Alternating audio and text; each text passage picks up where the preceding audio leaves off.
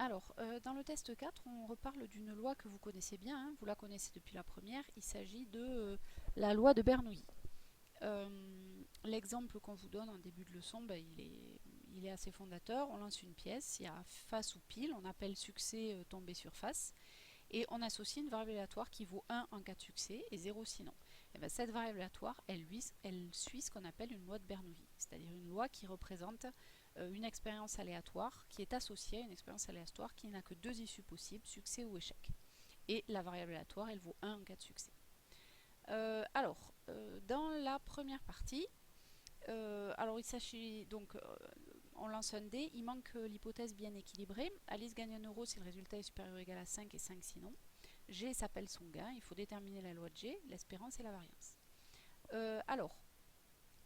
Pour la loi, ben voilà comment on rédige, hein, c'est marqué au-dessus, situation de type et rédaction.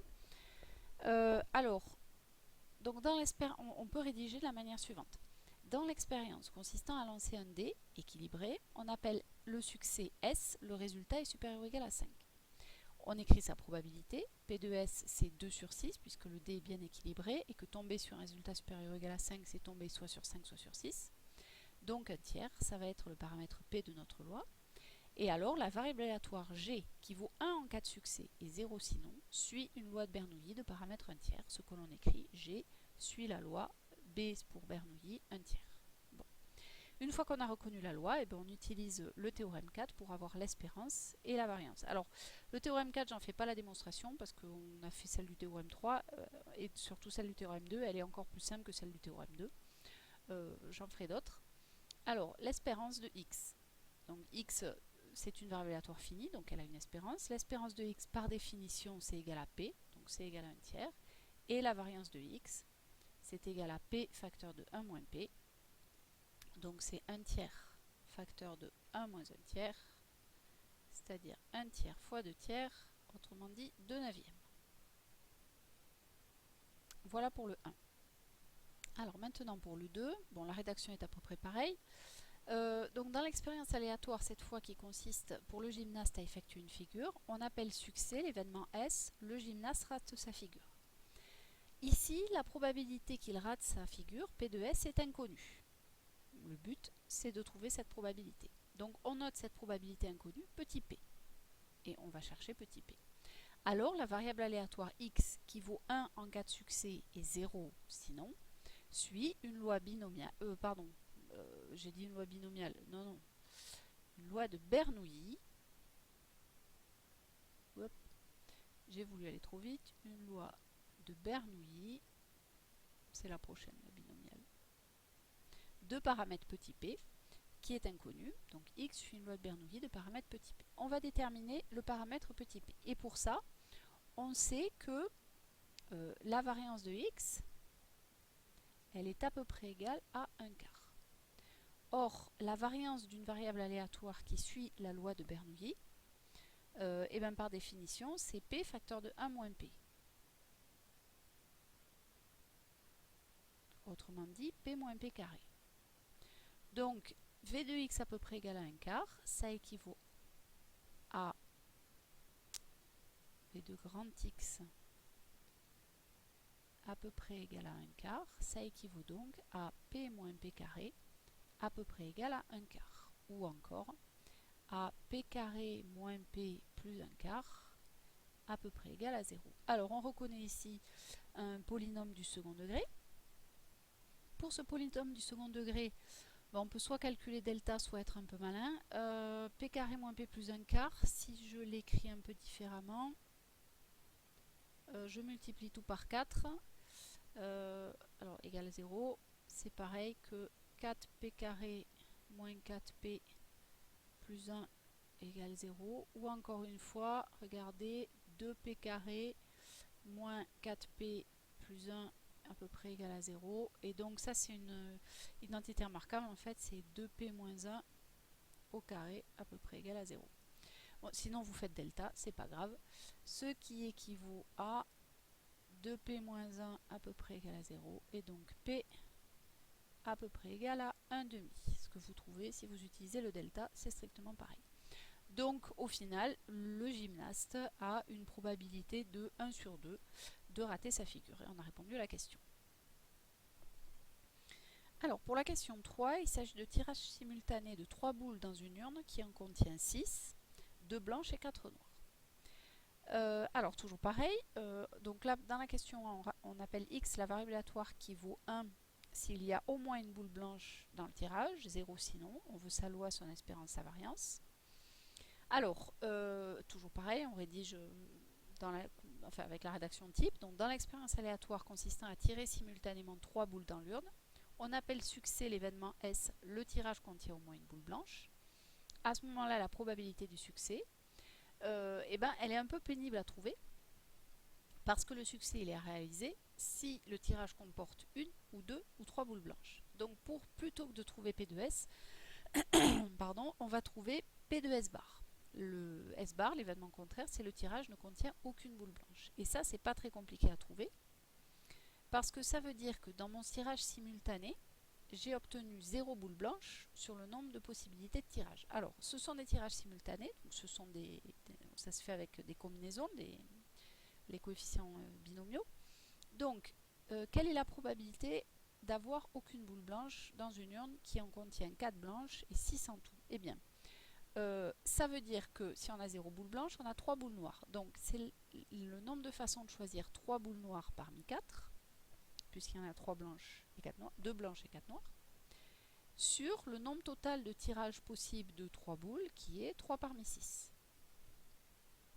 Alors, on utilise les formules. Ça, c'est factoriel 4 sur 3 factoriel 4 moins 3 factoriel. Le tout sur 6 factoriel sur 3 factoriel 6 moins 3 factoriel. Alors, ça nous fait 4 factoriel sur 3 factoriel, 1 factoriel que j'écris pas. Pas vraiment besoin, que multiplie 3 factoriel fois, alors 6 moins 3, encore 3 factoriel sur 6 factoriel. Alors, il y a des choses qui se simplifient ici. Qu'est-ce qu'on peut faire de plus? Après, il faut écrire. 4 factoriel, c'est 4 fois 3 fois 2, fois 3 fois 2, ça c'est 3 factoriel, sur 6 fois 5 fois... Ah si, j'avais 4 factoriel ici. Voilà. Donc ça, c'est 4 factoriel, ça aussi. Et là, 3 fois 2, 6, je peux simplifier ici. Ça me fait 1 cinquième. Donc, puisque P de S bar vaut 1 cinquième, alors P de S, qui est notre paramètre P dont on a besoin, c'est 1 moins P de S bar, c'est-à-dire 1 moins 1 cinquième, c'est-à-dire 2 cinquièmes. Donc, notre paramètre P, le succès, la probabilité du succès, c'est 2 cinquièmes. Du coup, on peut terminer notre rédaction. Alors, on va écrire la variable aléatoire x qui vaut 1 en cas de succès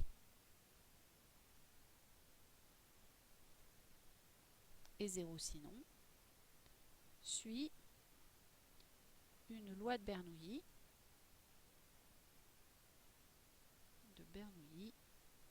deux paramètres, j'ai dit, 2 cinquièmes. Donc on va écrire x suit une loi de Bernoulli de paramètres 2 cinquièmes. On peut ainsi trouver son espérance et sa variance. Alors l'espérance de x c'est p, donc c'est 2 cinquièmes. Et la variance de x, c'est donc p facteur de 1 moins p, c'est-à-dire 2 cinquièmes facteur de 1 moins 2 cinquièmes, 2 cinquièmes fois 3 cinquièmes, ça fait 6/25. Voilà, on a répondu au petit a. Et là, je viens de me rendre compte qu'ici, j'avais fait une erreur. Oui, 1 moins 1 cinquième, ça fait pas 2 cinquièmes, on est d'accord. Alors, je vais le rectifier, ça fait 4 cinquièmes autant pour moi. Donc ici, c'est du 4 cinquièmes qu'il me faut écrire. Donc ici aussi dans l'espérance, alors vous voyez, il vaut mieux éviter ce genre d'erreur bête parce que tous les résultats ensuite sont faux. Et ici aussi, hop, tout ça je peux l'enlever.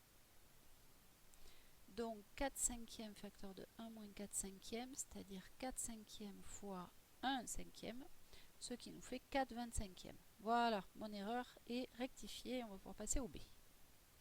Alors, dans le petit b, on va encore utiliser une transformation de variable aléatoire, donc quelque chose qui ressemble un petit peu à ce qu'on a fait au théorème 3. Donc cette fois, la règle du jeu change un petit peu. On a une variable aléatoire y qui représente un nouveau gain. Cette fois, le gain il est de 30 € s'il y a au moins une boule blanche dans le tirage, et 0 sinon. Enfin, on ne gagne rien du tout sinon. Donc, quelles sont les valeurs que peuvent prendre y? Donc, y, il représente le gain, donc soit elle vaut 0, soit elle vaut 30. Autrement dit, on peut toujours dire que c'est quand même une variable aléatoire qui va suivre une loi de Bernoulli parce qu'il y a un succès, un échec. C'est juste que le succès, au lieu d'être associé à la valeur 1, il est associé à 0. Donc dans ces cas-là, eh ben, on va pouvoir exprimer y en fonction de x. Y, c'est 30 fois x. Et comme on sait que l'espérance de x, on l'a calculé avant, c'était 4 cinquièmes, et que la variance de x, c'était 4 25e, eh ben on va pouvoir calculer, même sans avoir la loi de y, eh ben on va dire, du coup l'espérance de y, c'est l'espérance de 30 fois x. Donc d'après la propriété de linéarité de l'espérance, c'est 30 fois l'espérance de x, c'est-à-dire 30 fois 4 cinquièmes. Alors 30 c'est 6 fois 5, et on va simplifier un peu. Donc l'espérance de y c'est 24. Combien le joueur peut-il espérer gagner? 24 €. Le gain que peut espérer le joueur,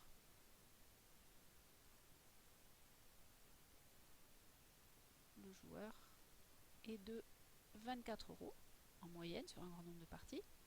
Et maintenant, quel est l'écart type? Alors vous avez vu, ça change un petit peu. Cette fois, on demande au lieu de la variance l'écart type, mais c'est pareil. Alors la variance de y, c'est la variance de 30 fois x. Donc c'est 30 au carré fois la variance de x.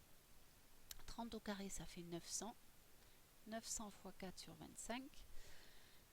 Alors 900, c'est 9 fois 100 fois 4 sur 25. Et comme 100, c'est 4 fois 25, ça nous fait du 9 fois 16, c'est-à-dire 9 fois 10 plus 9 fois 6, 90 plus 54, ce qui nous fait 144. Et l'écart type, alors on revient à la formule qu'on a apprise dans le chapitre 17, l'écart type c'est la racine carrée de la variance. Donc c'est la racine carrée de 144, et ça c'est un carré parfait, ça fait 12, c'est quelque chose qu'il faut connaître. Et donc voilà, on a répondu au petit b, on a terminé le test 4.